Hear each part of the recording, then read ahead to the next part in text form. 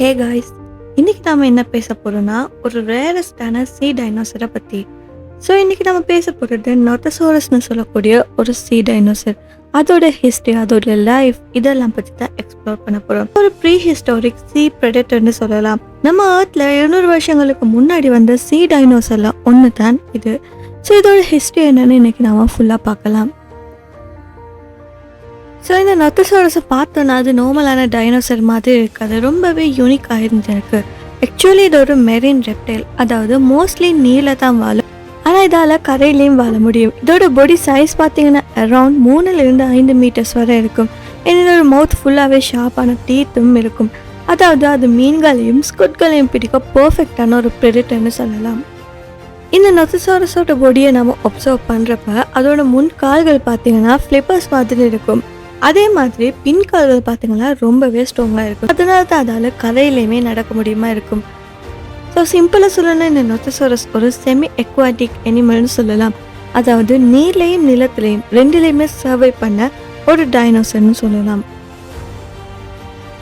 So இந்த டைனோசரோட fossils பார்த்தீங்கன்னா சயின்டிஸ்ட்டுக்கு mainly Europe சைடில் தான் கிடைச்சிருக்கு. அதாவது ஜெர்மனி, சுவிட்சர்லாந்து, சைனா மாதிரியான இடங்களில் தான் இதோட ஃபோசில்ஸ் எல்லாம் கிடைச்சிருக்கு.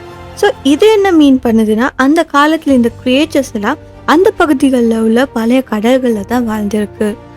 ஸோ சயின்டிஸ்டோடது என்னென்னா, இந்த நொத்தசோரஸ் பார்த்தீங்கன்னா டிராசிக் பீரியடில் தான் இருந்திருக்கு. அதாவது 240 மில்லியன் வருஷங்களுக்கு முன்னாடி இது வாழ்ந்திருக்கு.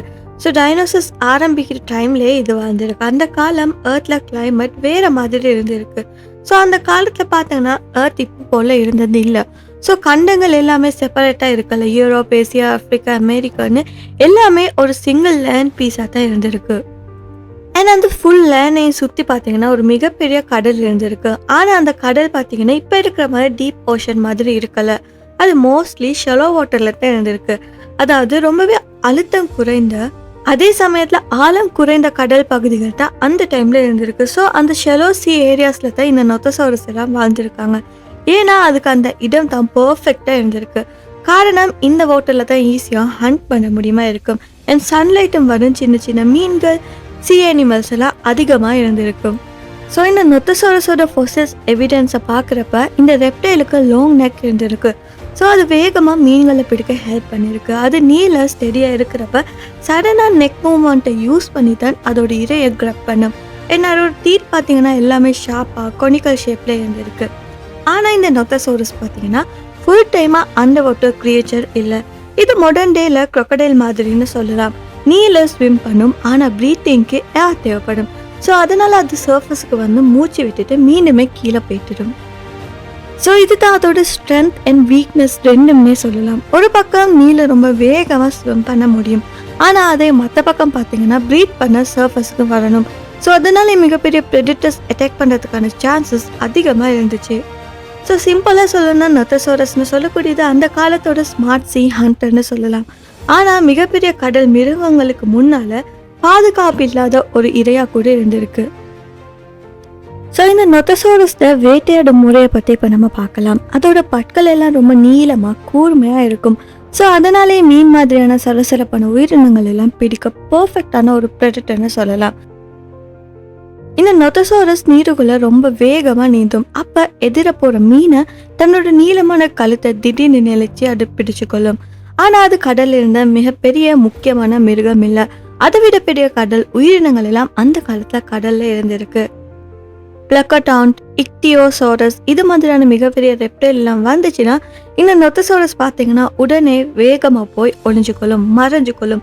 ஸோ அந்த காலத்திலேயே கடல் வாழ்வுன்றது ரொம்பவே ஒரு கஷ்டமாக இருந்திருக்குன்னு சொல்லப்படுது.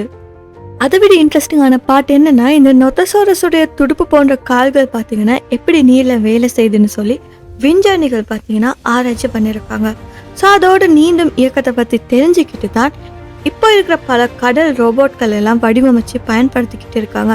அதாவது ஒரு மிக பழைய உயிரினம், எத்தனையோ 1000 மில்லியன் வருஷங்களுக்கு முன்னாடி வாழ்ந்த உயிரினம் கொடுத்த அறிவு இன்னைக்கு டெக்னாலஜியில் யூஸ் ஆகிக்கிட்டே இருக்கு. ஸோ இப்போ இந்த நொத்தசோரஸ் பற்றின சில ஃபேக்ட்ஸை பார்க்கலாம். நொத்தசோரஸோட முட்டைகள் பார்த்தீங்கன்னா அதை பற்றி சயின்டிஸ்ட் என்ன சொல்கிறாங்கன்னா, அது நிலத்தில் தான் முட்டையிடும்னு சொல்லி. ஏன்னா அதோட குட்டிகள் பார்த்தீங்கன்னா தண்ணீருக்குள்ளே மூச்சு விட முடியாது. ஸோ அந்த தாய் நொத்தசோரஸ் என்ன பண்ணுன்னா கடல்ல இருந்து கரை வர வந்து மணல்லையோ கரையிலையோ முட்டையிட்டு அதுக்கப்புறமா மீண்டும் கடலுக்கு போயிடும்னு சொல்லி. இந்த நொத்தசோரஸ்னு சொல்லக்கூடியது கடலோட மிக பழமையான ரெப்டைல்கள்ல ஒண்ணுன்னு சொல்லலாம்.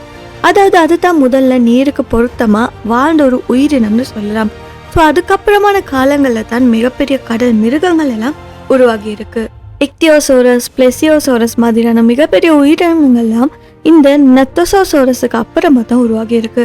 ஸோ எல்லாமே இதே மாதிரி உயிரினங்கள்ல இருந்து தான் உருவாகி இருக்கு. இதோட எலும்புகள், பற்கள், முக வடிவம் இதெல்லாம் பார்க்குறப்ப இப்போ நாம பார்க்குற முதல மாதிரியே இருக்கு. நீளமான மூக்கு, கூர்மையான பற்கள் அண்ட் இறைய பிடிக்க பர்ஃபெக்டான ஒரு டிசைன்ல இந்த கிரியேச்சர் உருவாக்கப்பட்டிருக்கு. அண்ட் இன்னைக்குமே சயின்டிஸ்ட் குழப்பத்துல தான் இருக்காங்க, இந்த நொத்தசோரஸ் தனியா வேட்டையாடுதா இல்லைன்னா குரூப்பா போய் வேட்டையாடுதான்னு சொல்லி. இன்னுமே அவங்களுக்கு உறுதியா ஒரு முடிவுக்கு வர முடியாம தான் இருக்கு. ஆனா எது எப்படி இருந்தாலுமே கடலோட சிறந்த வேட்டையாடும் திறமையுடைய ஒரு உயிரினமா இது இருந்திருக்குன்னு சொல்றதுல எந்த விதமான சந்தேகமும் இல்லை.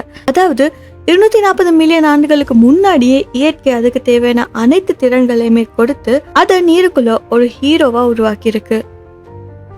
ஸோ இந்த நொத்தசோரஸ்ல இருந்து விஞ்ஞானிகளுக்கு கிடைக்கப்பட்ட மிகப்பெரிய பாடம் என்னன்னா, இந்த உயிரினம் நமக்கு சொல்லி கொடுத்தது என்னன்னா, நிலத்துல இருந்த உயிரினம் எப்படி கடல் வாழ்க்கைக்கு மாறி தண்ணீரை வாழ கற்றுக்கொண்டதுன்னு சொல்லித்தான்.